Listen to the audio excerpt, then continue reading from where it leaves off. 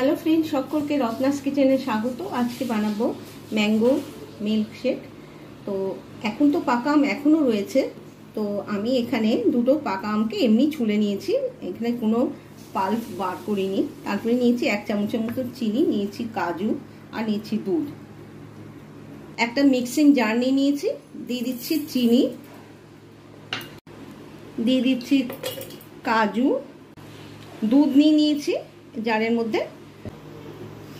আমের পাল্পটা বার করে নিয়েছি, পাল্পগুলো দিয়ে দিচ্ছি, ব্লেন্ড করে নিচ্ছি। এটা ব্লেন্ড করে নিয়েছি, বেশ অনেকখানি হয়েছে। একটা জার নিয়ে নিয়েছি।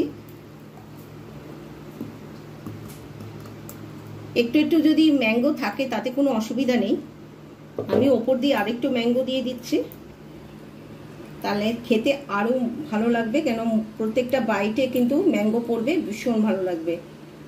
তো কেমন লাগলো? এখান দিয়ে যদি আইসক্রিম দিয়ে দেওয়া যায় তাও কিন্তু খুব বেশ ভালো হয়, আর না হলে বরফের টুকরো দিয়ে দিলে বেশ ভালো হয়। কেমন লাগলো? যদি ভালো লেগে থাকে অবশ্যই লাইক করবেন, শেয়ার করবেন, আর যারা সাবস্ক্রাইব করছেন না প্লিজ সাবস্ক্রাইব করে আমার পাশে থাকবেন। বাই।